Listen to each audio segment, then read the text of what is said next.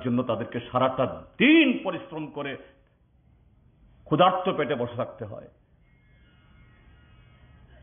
নতুন কোনো প্রকল্প নেই, নতুন একটা হাসপাতাল নেই, একটা স্কুল নেই, 1 কিলোমিটার বিদ্যুৎ নেই। বাড়িতে গিয়ে পাইপলাইন দিয়েছে কিন্তু জলের সাথে যোগাযোগ নেই। ডেভেলপমেন্ট এগুলি। নতুন একটা চাকরি নেই, নতুন করে একজন যারা 60 বছর পূর্তি হয়েছেন কেউ নতুন করে একজন ভাতা স্যাংশন হয় না।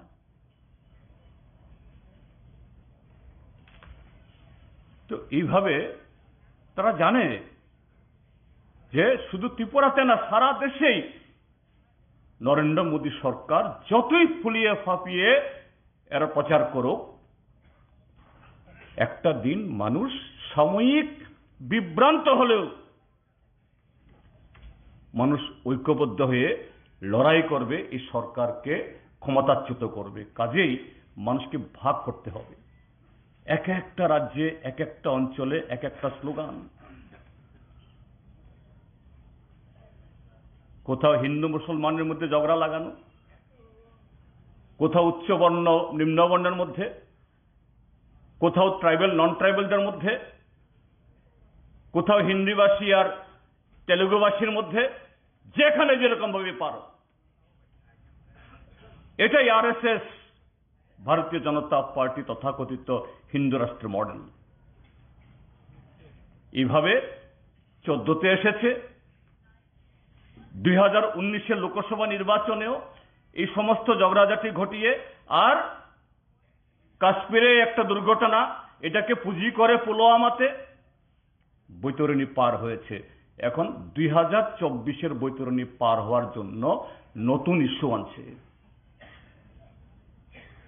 ইস্যু কি?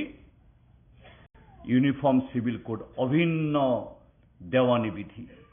অর্থাৎ তাদের যে স্লোগান হিন্দু হিন্দি হিন্দুস্তান, খুব সুন্দর বলে, একটা সিটিজেনশিপ কার্ড, একরকম ভোটার কার্ড, একরকম রেশন কার্ড, সব এক।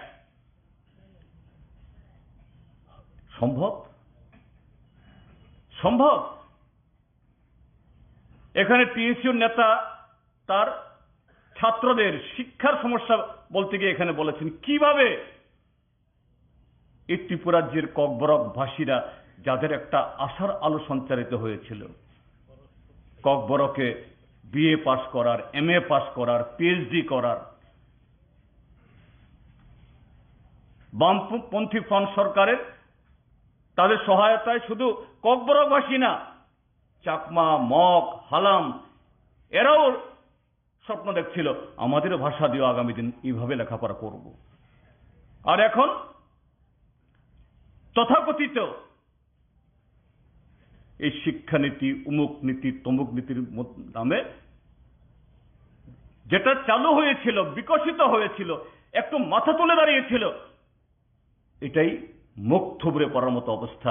আগামী দিন এই তথাকথিত জাতীয় নীতি, তথাকথিত এদের শ্রেষ্ঠ ভারত গড়ার যে পরিকল্পনা, মানেটা কি? এই দেশের দুর্বল, প্রান্তিক, পিছিয়ে পড়া, সংখ্যালঘু তাদের অধিকার বলতে কিচ্ছুই থাকবে না, এমনিতে নাই।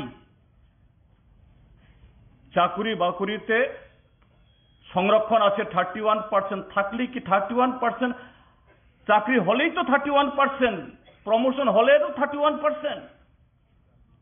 আর যখনই এরকম ইউনিফর্ম সিভিল কোড হবে, অভিন্ন দেওয়ানি বিধি হবে, এটা শুধু আমাদের বেশভূষা, আচার আচরণ, সামাজিক নীতিরীতির ক্ষেত্রেতে না, বিবাহ, শ্রাদ্ধ, জমি বন্টন ক্ষেত্রেতে না, সমস্ত ক্ষেত্রেতে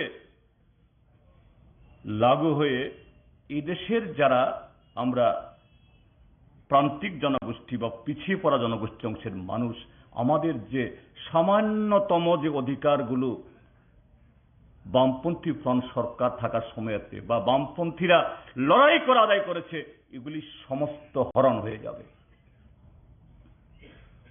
কাজেই বুর্জোয়ারা সময়ে সময়ে তাদের কায়েমি শর্ত টিকিয়ে রাখার জন্য এরকম ভাবে তারা দালাল তৈরি করে, শিকারী মোড়ক তৈরি করে। আমাদের ত্রিপুরাজ্যের মধ্যে আমাদের এই জীবদ্দশাতে, আমাদের জীবনকালে আমরা কি প্রত্যক্ষ করেছি? গণমুক্তি পরিষদের, বামফ্রন্টের আমাদের যে এই লড়াইকে সামগ্রিকভাবে শুধু ত্রিপুরাজ্যের ট্রাইবেল না, ট্রাইবেল নন ট্রাইবেল সকলকে নিয়ে এই রাজ্যকে বিকশিত করার জন্য যে আমাদের সংগ্রাম, এটাকে দুর্বল করার জন্য সে ৮০ দশকে প্রথম স্লোগান তোলানো হলো। তার আগে স্লোগান হলো কুসাক বিয়া কুফুর বিয়া বুইনিতলা তমলিয়া। কথার চবাং খাইছে শুধু চিনি রায়দাসু মান নাই। এরপরে স্লোগান আনা হলো স্বাধীন ত্রিপুরা, স্বাধীন উত্তর পূর্বাঞ্চল। আমাদেরই ঘরের এই তাজা তাজা ছেলে মেয়ে, এটিপিউলো থেকে এনএলএফটি, আকাশ থেকে তো পড়েনি, আমাদের ঘরের ছেলে মেয়েরা। এদেরকে ব্যবহার করা হলো, এদের মগজ ধোলাই করা হলো।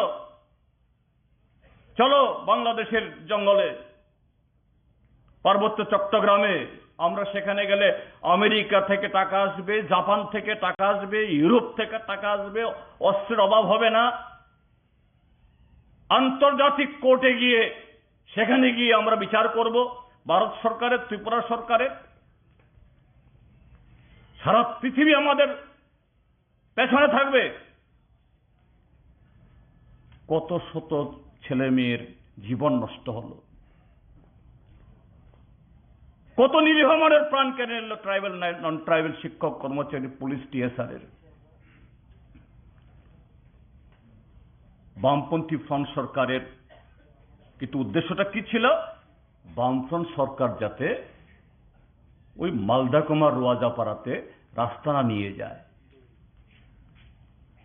উদ্দেশ্য হলো লংথরাইয়ের পাহাড়ের উপরে যে স্কুলটা খুলেছে এখানে যাতে মাস্টার না যায়,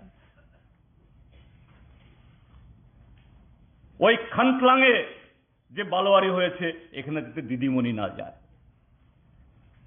কোথায় আজকে তারা? কোথায় তারা? এই লোকগুলোই তো টিউজেস হোক, আইএনপিটি হোক, আইপিএফটি হোক বা ত্রিপুরা মথা, এই সবগুলো দলের ভিতরে দেখা যায় এই লোকগুলোই, তার বাইরে কেউ নাই। এই চেহারাগুলোই বিভিন্ন সময়তে বিভিন্ন নাম নিয়ে এরা এখানে কখনো কোট, কখনো পাঞ্জাবি, কখনো মাথায় পাগড়ি, এই তো এইভাবে তো শেষ করছে। এবং সর্বশেষ এখন ভারতীয় জনতা পার্টিকে তাদের এই নেতিবাচক, তাদের এই চক্রান্তের কারণেই আজকে ভারতীয় জনতা পার্টি এই রাজ্যের সংখ্যাগরিষ্ঠ মানুষের সমর্থন না পেলেও, সংখ্যাগরিষ্ঠ মানুষ এমনকি যাদের ভোট তারা পেয়েছে তারাও ভারতীয় জনতা পার্টি সরকারে থাকুক তারা চায়নি, এই সরকার বিদায় হোক। কিন্তু বকলমে এদেরকে রাখার জন্য এই ব্যবস্থাটা হয়েছে। এখন ধরা পড়ে যাচ্ছে, আরো ধরা পড়বে, আরো ধরা পড়বে। একসময় শোনানো হলো ত্রিপুরাল্যান্ড, তারপরে শোনানো হলো গ্রেটার ত্রিপুরাল্যান্ড। কেউ যদি লিখিত না দেয় এর সাথে বসে এক কাপ চাও খাবে না। পরোক্ষ বা প্রত্যক্ষ ভাবে এদের সুবিধা হয় এরকম কোনো কাজ তারা করবে না। কিন্তু ভোটের ফলাফল এই কথাটা এখন আর বলতে হয় না, নিজেদেরই স্বীকার করতে হয় গলতি হো গিয়া, ভুল হো গিয়া। কিন্তু এই ভুলটা তো অবচেতন মনে না, সচেতনভাবে ভুল। কিন্তু ভুল কি, এই ভুল থেকে ফিরে আসছে? এই ভুল থেকে ফিরে আসছে না, বরঞ্চ এই ভুলটাই এদের কর্মসূচি, এই ভুলটাই এদের কর্মসূচি, এই ভুলটাই তাদের শুদ্ধ, এটাই তাদের কাছে স্ক্রিপ্ট। অর্থাৎ এই কাজ করেই ত্রিপুরা রাজ্যের ট্রাইবেল হোক নন ট্রাইবেল হোক গরিব মানুষের স্বার্থ রক্ষা করার জন্য যে শক্তি মার্ক্সবাদী কমিউনিস্ট পার্টি গণমুক্তি পরিষদ, তাদেরকে ক্ষমতার থেকে দূরে রাখা যায়, তাদের বিরুদ্ধে সাময়িকের জন্য মানুষকে খেপিয়ে পরিবেশকে অন্যরকম করা যায়। এখনো ত্রিপুরায় যদি ভাষণ হয়, ত্রিপুরায় যদি কোনো কর্মসূচি হয়, এখানে স্লোগান তোলা হয়, হাম দেখ লেঙ্গে,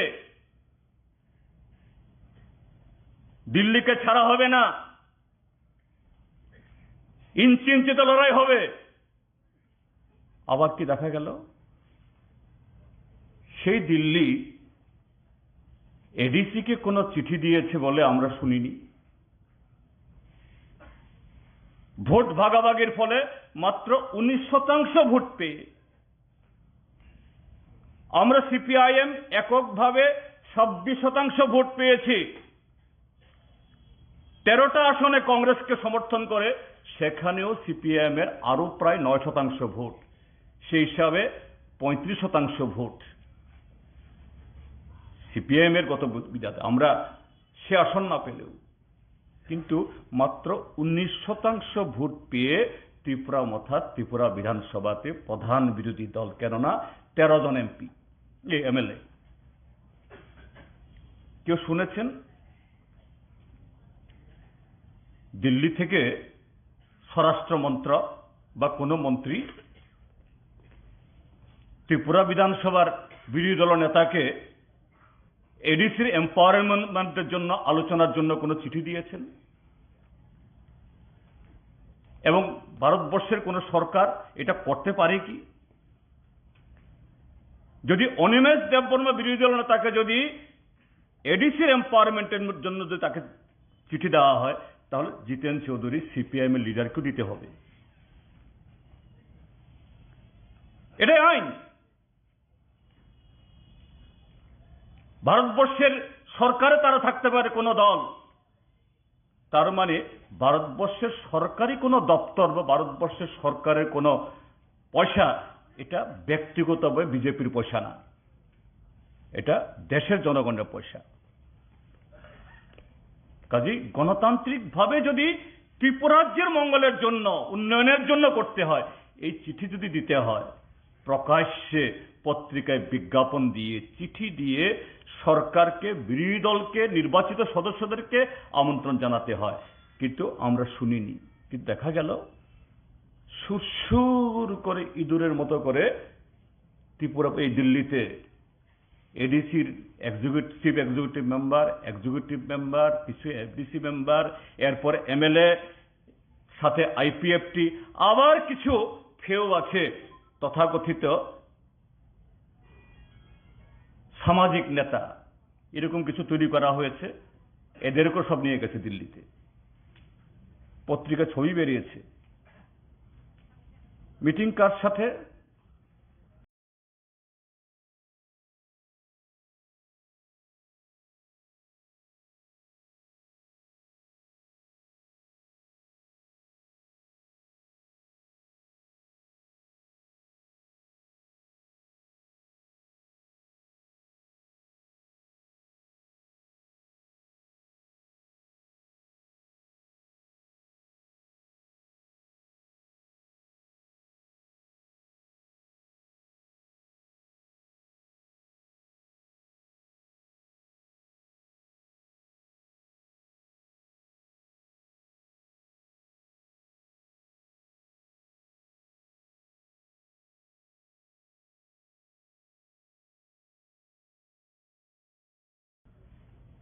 মিটিংটা যদি একজন হবে আমি বলে দিচ্ছি এখান থেকে।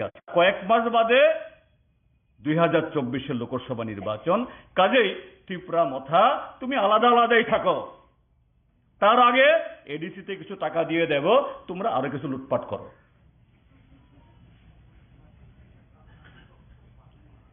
গ্রেটারও না, বিগারও না, স্মলার বা ছোট্ট ত্রিপুরা ল্যান্ডও হবে না, কিছু হবে না। এর মানে এটা কি? এর মানে হলো সম্পূর্ণ সুবিধাবাদ,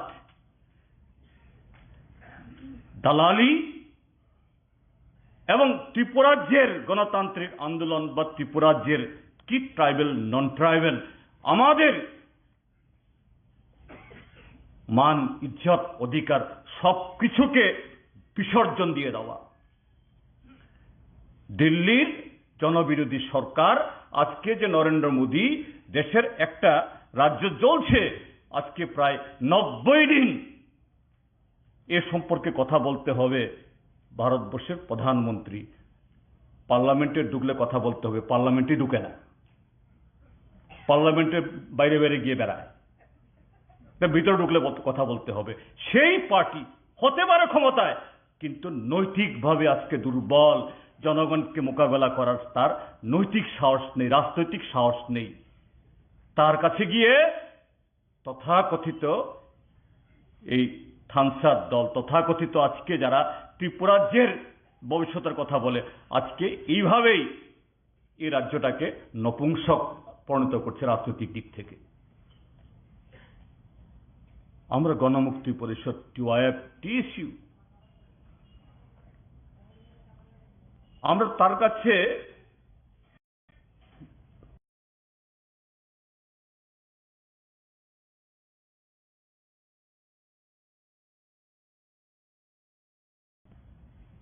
কম্প্রোমাইজ করতে পারি না।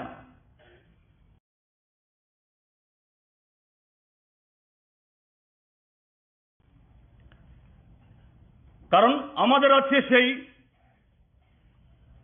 গণতান্ত্রিক ঐতিহ্য, ইতিহাস। আমার আগের বক্তারা ঠিকই বলেছেন, কেন আমাদের মন খারাপ করতে হবে, কেন আমাদের ডিফেন্সিভ হতে হবে, কেন আমরা মাথা মানে মানে চুপ করে থাকবো? আমরা তো হলফ করে বলতে পারি, এই রিসা বামফ্রন্ট আমরা হলফ করে বলতে পারি আজকে ট্রাইবেল এলাকার মধ্যে রাস্তা ঘাট, পানীয় জল, স্কুল, হাসপাতাল,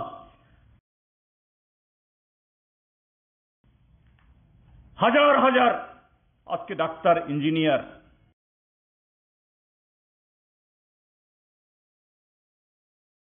এমএ পাস, বিএ পাস আমাদের দৌলতে। এরা শুধু সন্ত্রাস ছাড়া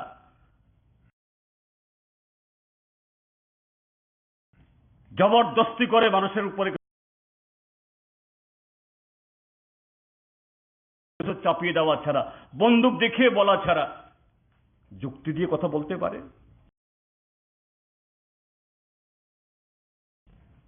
বলতে পারে না। কাজে গণমুক্তি পরিষদ টিওআইএফ টিএসইউর হীনমন্য হওয়ার কোনো কারণ নেই, বোখা বাইনানি কোনো কারণ করই আবনো পৈতমা খাই নাই ত্রিপুরার জন্য লুকোরাও তামো চিনি ত্রিপুরাসা ত্রিপুরা সাইয়া।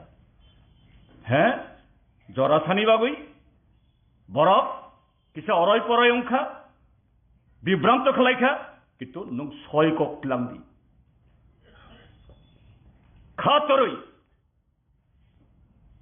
চং যে ছয় সামুং তাংখা চং কেবনো কোন থক গিয়া, হয়তো তাইবো অনেক বাংলা সামুং তাংনানি দङ, কিন্তু চং কেবনো থক গিয়া। বামফ্রন্ট সরকার কাউকে ঠকায়নি, কাউকে মিথ্যা প্ররোচনা প্রতারণা আমরা করিনি। যা আজকে হয়েছে আমাদের লড়াই, আমাদের আত্মবলিদান, আমাদের ত্যাগের ফলে। এই জন্য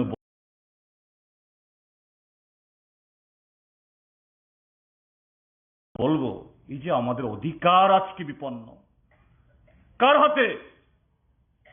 ভারতীয় জনতা পার্টি আরএসএস তার হাতে, আর সেই জায়গায় এই সমস্ত দলগুলো এখন তাদের ক্রীড়নক, এদের দালাল, শিকারী মোরক হিসাবে তারা এইসব জায়গাতে বারে বারে ত্রিপুরা রাজ্যে এসে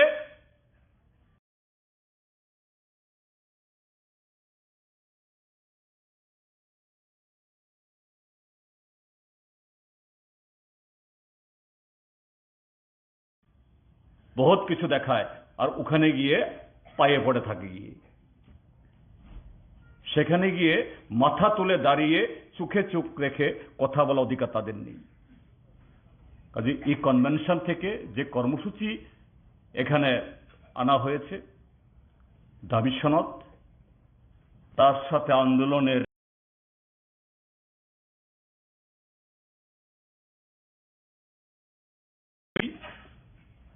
আগামী দিন প্রত্যেকটা মহল্লায়, সর্বত্র,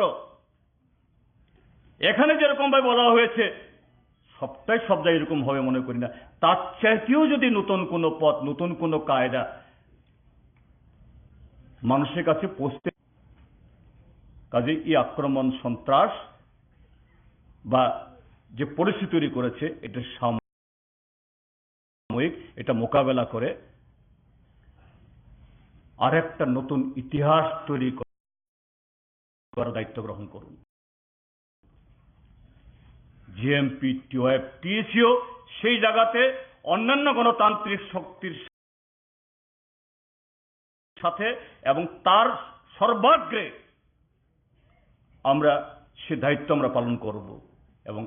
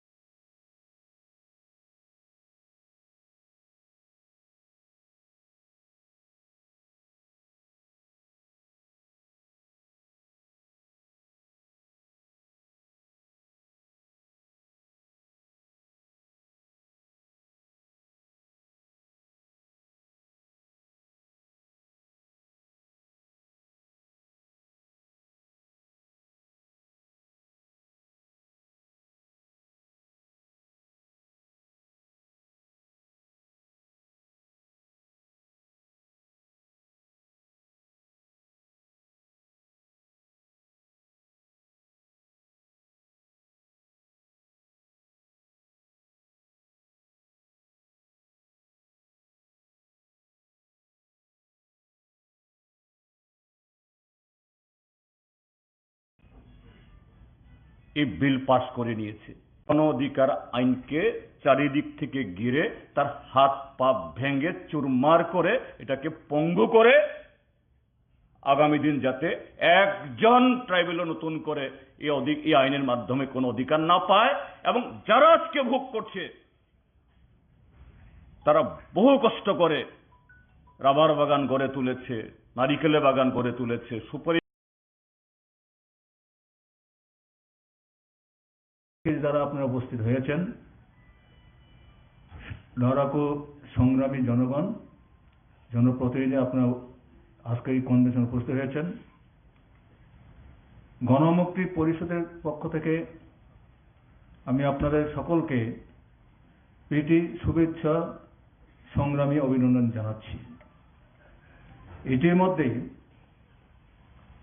আমাদের এই কনভেনশনের মূল লক্ষ্য কি, তার প্রেক্ষাপটটা কি, কেন এই ধরনের কনভেনশন আজকে সম্মিলিত করতে হয়েছে এ সম্পর্কে ইতিমধ্যে আমাদের সংগঠনের সভাপতি এবং সাধারণ সম্পাদক এই দুজনের কাছ থেকে আপনি শুনেছেন,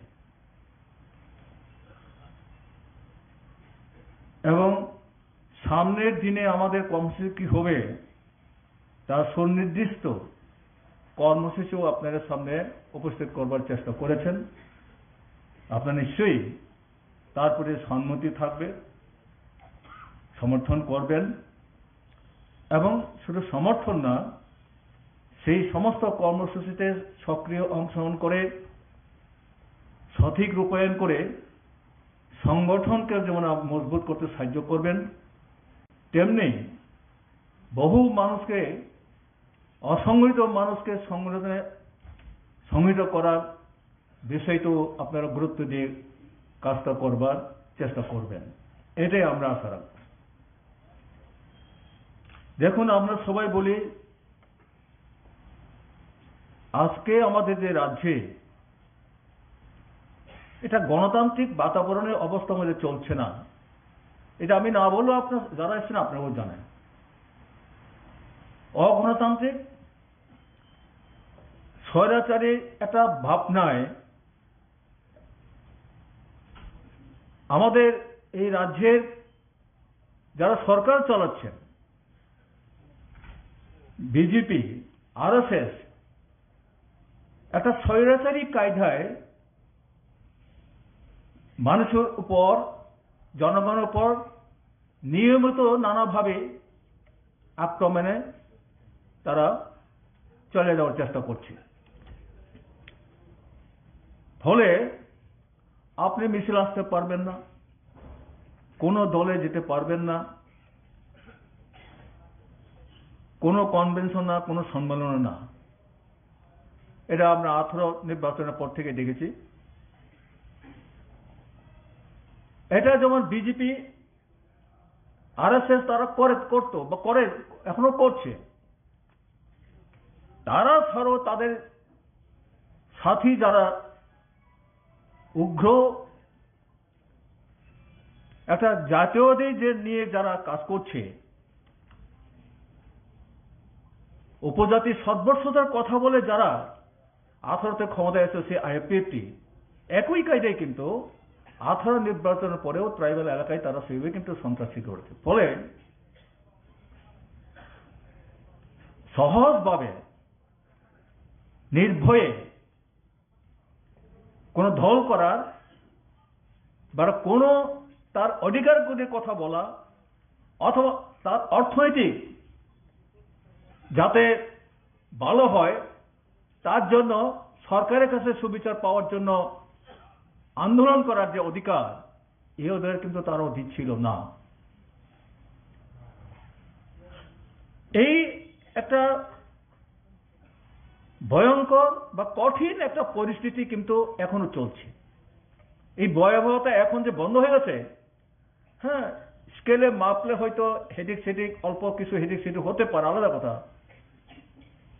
কিন্তু একেবারে চিরতরে বন্ধ করে দিয়েছে তারা, এটা কিছুই করবে না বা কিছুই করছে না, এটা মনে করার কোন কারণ নেই। তারা একটাই জিনিস হলো গণতন্ত্র যদি অবাধভাবে মানুষের দেওয়া হয় তাহলে তাদের পক্ষে সহজভাবে কাজ করা সম্ভব হবে না। মানুষ করে সংগ্রাম করবে, তারা তাদেরকে পেটিবস্ত করে তুলবে, এই সুযোগটা মানুষের কাছে তারা দিতে চাইবে না। তার জন্য হচ্ছে সন্ত্রাস হলো তার মূল হাতিয়ার। সরকারে থাকা, দল গঠন করা মূল হাতিয়ার হচ্ছে গণতন্ত্রকে ধ্বংস করে স্বৈরাচারী কায়দায় রাজ্যটাকে শাসন করা। এটাই করছে। কিন্তু আমার কথা হলো, সে আইপিএফটি যারা কথা বলছিল এখন এই জায়গায় নেই। একটা জাতিসত্তার যে ভাবাবেগ, এই আগুনে জ্বালিয়ে যে মানুষকে যেভাবে তারা হু করে এক জায়গায় কাত্তা করার চেষ্টা করেছিল, আবেগ তাড়িত ভাবে মানুষদের নিয়ে যাওয়ার চেষ্টা করেছিল, আজকে এই জায়গায় নেই। সেই ত্রিপুরাবন তারা এখনো বলছে না। আর মথার ক্ষেত্রে আপনাদের শুনলেন আমার বক্তব্য কাছে, মথারটা একই অবস্থা। ঘাটার ত্রিপুরাবন কথা বলল, এটাও এখন চুপসে যাচ্ছে। ইন্ডিয়ান রেকর্ডের কথা বললো, এটা চুপসে যাচ্ছে। সভাপতি বক্তব্যের মধ্যে বলবার চেষ্টা করেছেন, পুনরাবৃত্তি করতে চাইছে না। তো কোনো কথাই তা রাখতে পারছে না। নেতারা এখন পালিয়ে বাঁচবার, মুখ ঢেকে চলবার চেষ্টা করছেন, পালিয়ে বাঁচবার চেষ্টা করছেন এখন তারা। আইপিএফ মথার ছেড়ে এখন বিজেপি যাচ্ছে, তাতে আমাদের কিছু দুই তিন চারজন যায়নি তার কথা না। বিজেপি দিকে যাওয়ার চেষ্টা করছে, বিশ্বরে মিলে ক্ষমতায় সরকার করার জন্য একটা প্রচেষ্টা চালিয়ে যাওয়ার চেষ্টা করছে তারা।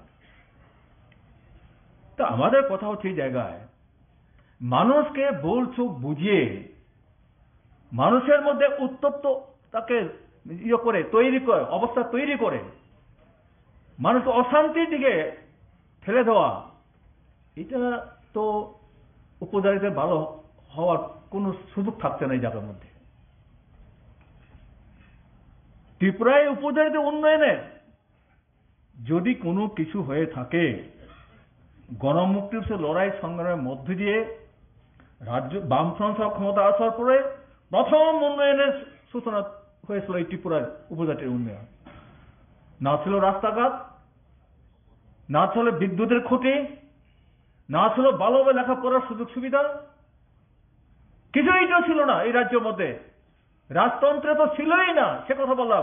গণতন্ত্রের সময় কিছুই ছিল না এই রাজ্যের মধ্যে। উপজাতি কি করতেন? কোথাও কোথাও ভিক্ষাবৃত্তি করতে হতো, বনের জঙ্গলে আলো করে খেতে হতো। এটাই ছিল তাদের ভবিষ্যৎ। এই নিয়ে তারা জীবনযাত্রা দীর্ঘ বছরে কাটিয়েছে। রাজাও ভাবেনি রাস্তাঘাটের কথা, ছেলে মেয়েদের লেখাপড়ার কথা। রাজার ছেলে রাজ্য চালাতে হবে, তাকে শিক্ষিত করার জন্য লন্ডন থেকে শিক্ষক এনে পড়িয়ে দেওয়ার ব্যবস্থা আছে। কিন্তু তার উপজাতি প্রজাদের গড়ের ছেলে মেয়েরা বনের জঙ্গলে পশুদের মতো বিচরণ করে, আজকে এখানে ওখানে জুন চাষ করে, যার কোন স্থায়িত্ব নেই, সারা জঙ্গল বিচরণ করে বাঁচবার চেষ্টা করছে। তার জন্য তো লেখাপড়া, তার ছেলে লেখাপড়া করার কোনো ব্যবস্থা করেনি। তো কোন ব্যবস্থা করেছে? তাহলে উপজাতি গণমুক্তি কেন জনশিক্ষার আন্দোলন করতে হয়েছে? কেন করতে হলো তখন?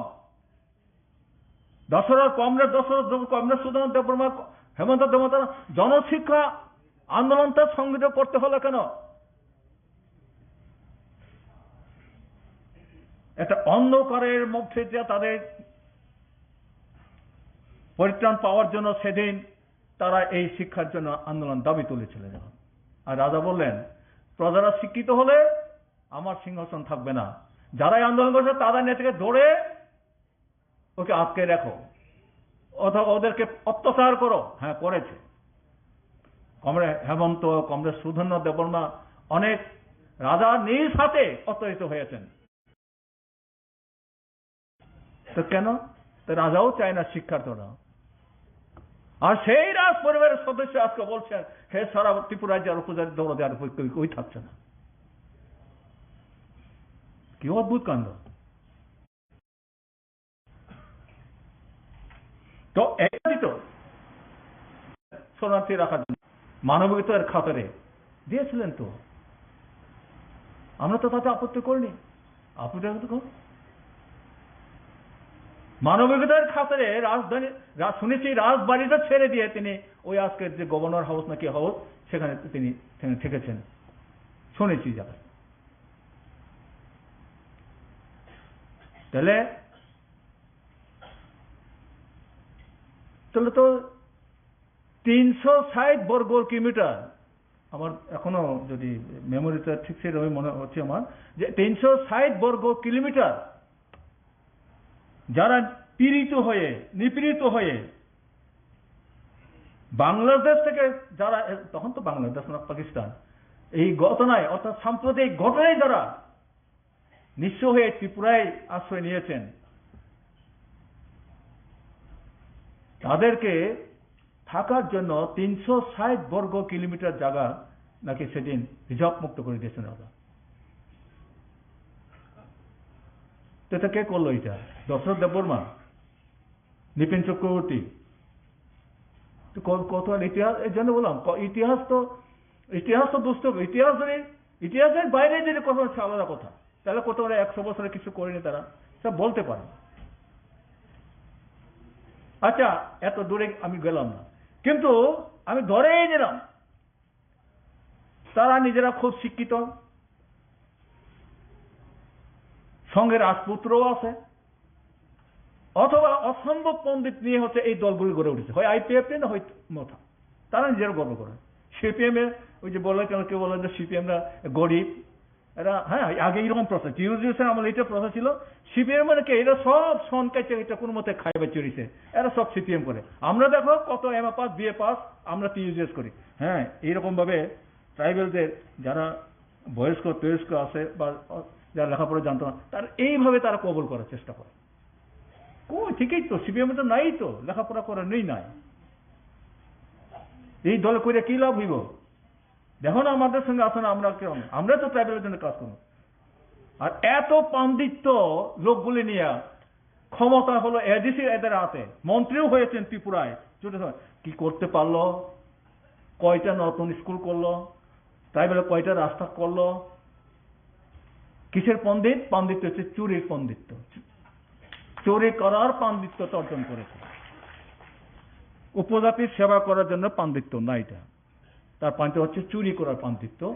এর জন্য এডিসিতে বসে বসে লুটপাট করছে, যেটা বলে গেলেন। এই পাণ্ডিত্য তার মানুষ বাঁচবে, উপজাতি বাঁচবে, তার অধিকার রক্ষা হবে? তার অধিকার তো রক্ষা হবে না, তো তার অধিকার সর্বনাশ করে দিচ্ছে তারা।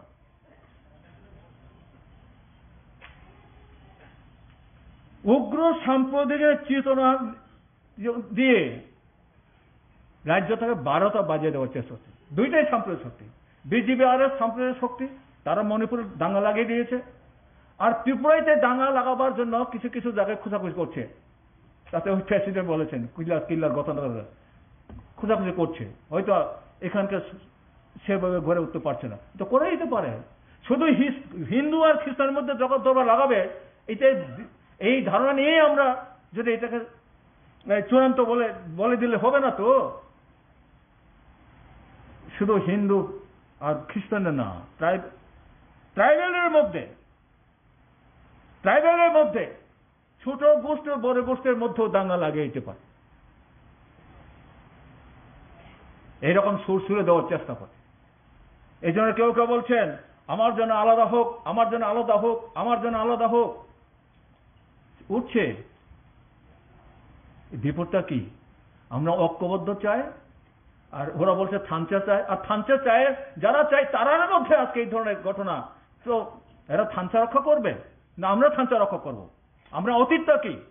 আমরা রাজ্যের গণতন্ত্রের তাকে শক্তিশালী করে এই রাজ্যের পিছিয়ে পড়া উপজাতিদের তার সবিকাশের যে সুযোগটা তাকে নিশ্চিত করার জন্য লড়াই সংগ্রাম থেকে শুরু করেছে, আর আমরা সরকারের থেকে এই কাজগুলো করবার চেষ্টা করছি। আর এরা এটা করবে না, করেনি। অতীতের ইতিহাসটা আমাদের দেখতে হবে, কারা কখন কি কথা বলেছিল, আর তারা করতে করতে কোন জায়গায় নিয়ে গেছে, কি অবস্থা তৈরি করেছে। এই যে অতীত যে ঘটনাগুলো, এটা আমাদের কিন্তু তলিয়ে দেখতে হবে। এইগুলি মূল্যায়নের মধ্যে এই বিষয়গুলো আমাদের দেখা আয়নার মতো দেখতে হয়। ওখান থেকে শিক্ষা নিয়েই তো আমরা ভুলটাকে ধরে নিতে পারবো, নাকি তারা যা বলো এইটাকেই সঠিক বলে তার পিছনে দৌড়াবো। এখন তো কাক চিল নিয়ে গেছে কথা বলে তো পিছনে ছুটছে, আসলে নিজের কানটা ধরেই দেখলো না। এখন তো তাই হচ্ছে, আলাদা রাজ্য হবে এটার পিছনে ছুটছে, আলাদা রাজ্য। এখন বলছে আলাদা রাজ্য হবে না, এখন মুখটা কালো হয়ে যাচ্ছে জায়গায়। তা আমরা তো এই কথাই বলছি, এটা অবাস্তব স্লোগান। অবাস্তব স্লোগান দিয়ে মানুষকে বেশি দিন ধরে আটকানো যায় না, ধরে রাখা যায় না। মোহ তৈরি করে, হ্যাঁ, মোহ তৈরি করে একটা সময় পর্যন্ত তুমি রাখতে পারো, কিন্তু মানুষ যখন বেঁচে, তুমি কি ধরনের মানুষ, তুমি কিরকম দলটা নিচ্ছ, দলটাকে দলের কাজ করছো, যখন তো বুঝতে পারে মানুষ, তখন ছাড়বে। এই ছাড়ছে না বলে তো আইপিএফ থেকে জনবিচ্ছিন্ন হয়ে গেল। মত হয়তো একদিন দেখবেন, একদিন এরাও আইপিএফ থেকে আরো সঙ্গীন অবস্থার মধ্যে তাদের পৌঁছে যাবে, এরাও রক্ষা পাবে না ত্রিপুরায়, এরাও রক্ষা পাবে না, এরা শেষ কথা বলবে না। যেটা কেউ মনে করেন না এরাই পারবে, এটা ভুল করবেন। তাই আমরা মনে করি নির্ভয়ে আমাদের, আরে ভাই আমার জাতি আরেকটা ধারা ক্ষতিগ্রস্ত হয়ে যাচ্ছে, আমার রাজ্য আরেকজনের ধারা ভুল পথে যাওয়ার ফলে ক্ষতি যাচ্ছে। তাহলে যদি ক্ষতি হয়, রাজ্য তো ক্ষতি হয়, তাহলে আমার ব্যক্তিগত ক্ষতি হলে তাহলে আমি চুপ করে মুখ বুঝে থাকবো কেন? ক্ষতির হাত থেকে উদ্ধার করার জন্য আমার তো একটা দায়িত্ব আছে। পাশের বাড়ি ঘরে চুরি হয়েছে, আমি কি বসে থাকবো যে আমার চুরি যখন হয় না, পাশের বাড়িতে চুরি হয়েছে, আমার কি হলো, বসে থাকবেন না? পাশের বাড়ির লোকটাকে সাহায্য করবেন, আপনি ঘর থেকে বেরিয়ে যাবেন, বেরিয়ে এই চোরটাকে ধরার চেষ্টা করবেন, কোনটা? তাহলে আমার কি হচ্ছে? আমাদের ঐক্যবদ্ধভাবে সচেতন ভাবে এই যে ভুল পথে যে গিয়ে যে তারা সর্বনাশ করে দিচ্ছে, এর হাত থেকে রক্ষা করতে হবে আমাদের রাজ্য এবং আমাদের সমাজটাকে, উপজাতিদেরকে। এখান থেকে রক্ষা না করতে হলে আমরা সর্বনাশ হয়ে যাবো। দেখো আরো তলিয়ে আমরা আরো আমাদের সর্বনাশ হবে, আমাদের অধিকার অনিশ্চিত করবে এই জায়গার মধ্যে। বেশি সময় নিয়ে কথা বলার তো সুযোগ নেই, বক্তা আছেন আরো অনেকে। তো আমি আশা রাখবো যে আমাদের সংগঠনকে মজবুত করতে হবে, আরো শক্তিশালী করতে হবে। এখান থেকে আমরা বলে দিলে শক্তিশালী হবে আপনি হতে পারবেন তা না। আপনি নিজের ভবিষ্যৎ, সমাজ, দেশ বা রাজ্য ক্ষেত্রে আপনার যে দায়িত্ব, এই দায়িত্বের প্রতি সচেতন যদি আপনি হয়ে উঠতে পারেন, তবেই তো শক্তিশালী হবে। আমরা বলি শক্তিশালী হতে, আমরা বলবো, নিশ্চয়ই আমরা বলবো, কিন্তু আপনার তো হতে হবে শক্তিশালী। আমরা বলে আসছি অনেক দিন, এই যে ভুল যাচ্ছে, এরা কিন্তু আমাদের সমাজ করে নেবে, আমরা কিন্তু আগে থেকে বলে আসছি। তো এখন কি বলছেন? এখন আমরা বই পাই, কিসের বই? বই তো কিছুই নেই এখন, নিজেরাই তো গোলমাল। এখন তারা নিজেরটাই তো রাখতে পারছে না, আপনাকে কি করবে সে? একটু যদি সাহস নিয়ে বেরিয়ে আসতে পারেন, তাহলে পরে সংগঠনটার যে ভিতটা আরো মজবুত হবে না, এটা মনে করার নেই।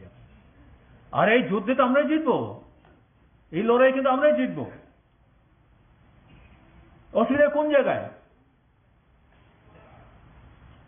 কাজে আমরা আজকে অনেক পরিশ্রম করে দূর থেকে এসে আমরা আজকে এই জায়গায় ঐক্যবদ্ধ আন্দোলনকে জোরদার করার জন্য আমরা আজকে এক জায়গায় মিলিত হওয়ার আমরা উদ্যোগ নিয়েছি। এটাকে বাস্তবে রূপায়িত করার জন্য এই দায়িত্বটা কিন্তু আপনাদের নিতে হবে। আপনারা যদি আসতে পারেন তাহলে সামগ্রিক ত্রিপুরার চেহারা পরিবর্তন হয়ে আসতে কোনো অসুবিধা নেই। এরা বরঞ্চ জনবিচ্ছিন্ন হয়ে যাবে। আমি আইপিএফ এটাও না, বিজেপি টিজেপি আরএসএস ওরা সবাই সব জনবিচ্ছিন্ন হয়ে যাবে। আমরা যে সোচ্চার হতে পারি, ঐক্যবদ্ধ হতে পারি। আর আমাদের শুধু দেখতে হবে শত্রুরা অনৈক্য তৈরি করার যে কোনো প্রস্তাব থাকুক না কেন আমাদের সচেতনভাবে মানুষকে যেমন বোঝাতে হবে, কোথাও কোনো অপ্রীতিকর ঘটনা অথবা এই ধরনের যদি পরিস্থিতি তৈরি করার চেষ্টা করে তাদের এই উদ্যোগটাকে আমাদের আটকাতে হবে। আমি এর বিষয়ে কথা বলবো না। আবার আপনাদের সবাইকে সম্মেলন জানিয়ে আমি আমার কথা বলে শেষ করছি। ইনকিলাব জিন্দাবাদ। আজকের কনভেনশন দীর্ঘজীবী হোক।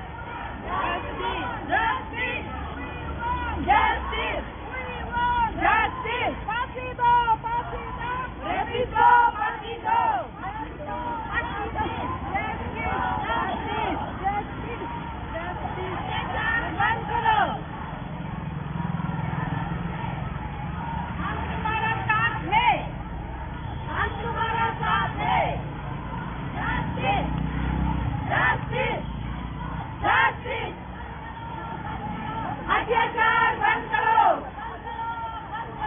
अत्याचार बंद करो, बंद करो, बंद करो, अत्याचार बंद करो। We want justice, justice, फांसी दो, फांसी दो, फांसी दो, फांसी दो, justice, we want justice, we want justice, फांसी दो, फांसी दो, रेपिस्ट को फांसी दो, फांसी दो, फांसी दो, रेपिस्ट को फांसी दो, फांसी दो, फांसी दो, रेपिस्ट को फांसी दो, नहीं चलेगा, नहीं चलेगा, अत्याचार नहीं चलेगा, बंद करो, अत्याचार बंद करो, बंद करो, बंद करो, अत्याचार बंद करो, फांसी दो, फांसी दो, फांसी दो, फांसी दो।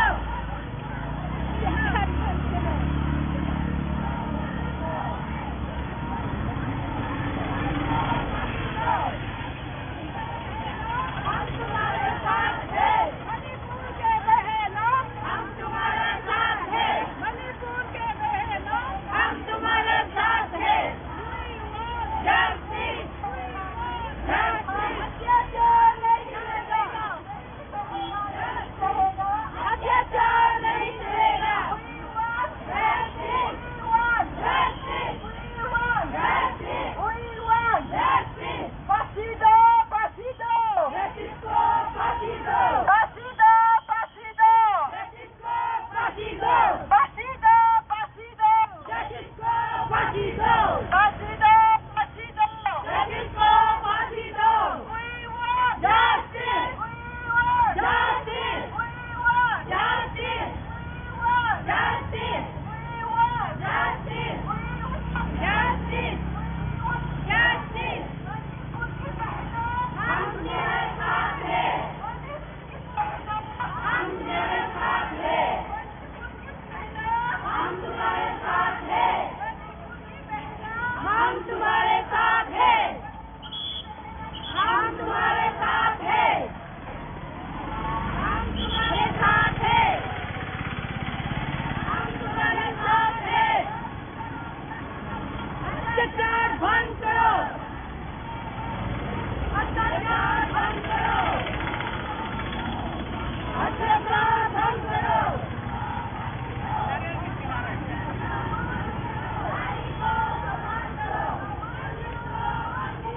नारी को सम्मान करो, नारी को सम्मान करो, नारी को सम्मान करो, रेपिस्ट को फांसी दो, फांसी दो, फांसी दो, रेपिस्ट को फांसी दो।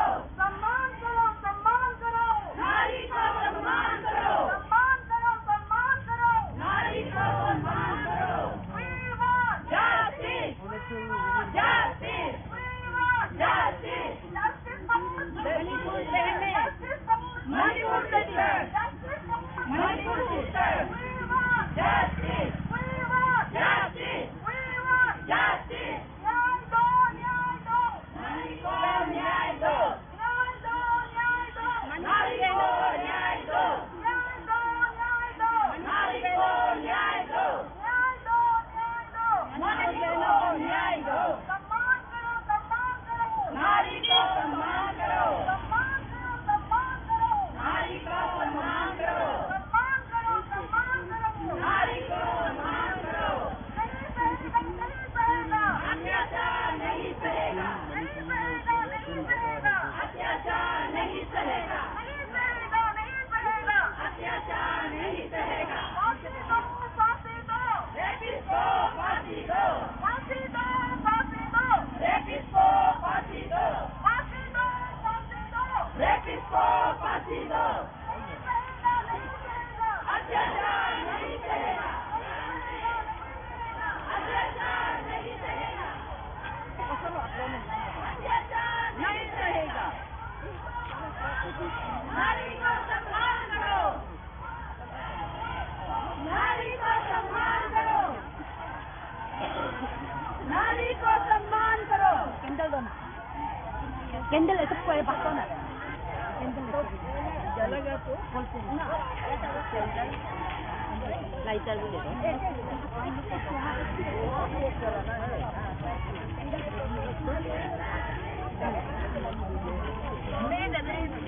Manipuri women get the women. For all women, for all the women. Amazing. Yeah. I bless and I pray. PM and CM should resign on moral grounds. नहीं बोलेगा? Justice for Manipur. Justice for Manipur.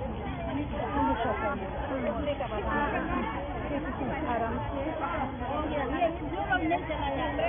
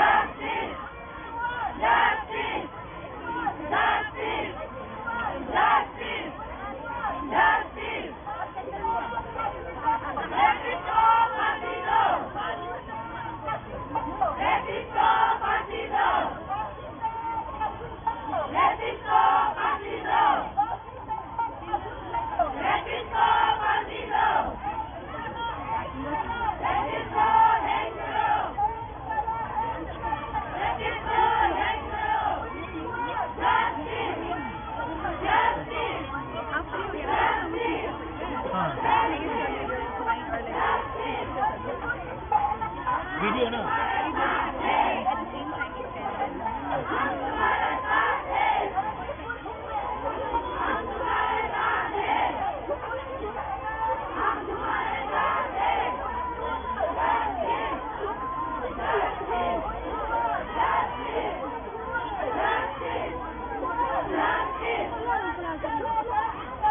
अत्याचार बंद करो, अत्याचार बंद करो, अत्याचार बंद करो।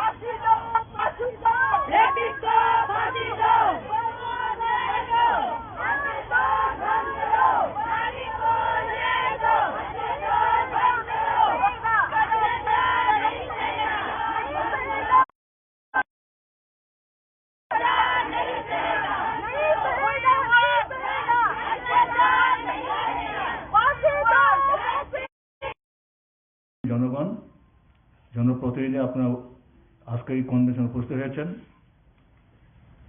গণমুক্তি পরিষদের পক্ষ থেকে আমি আপনাদের সকলকে প্রীতি শুভেচ্ছা সংগ্রামী অভিনন্দন জানাচ্ছি। ইতিমধ্যেই আমাদের এই কনভেনশনের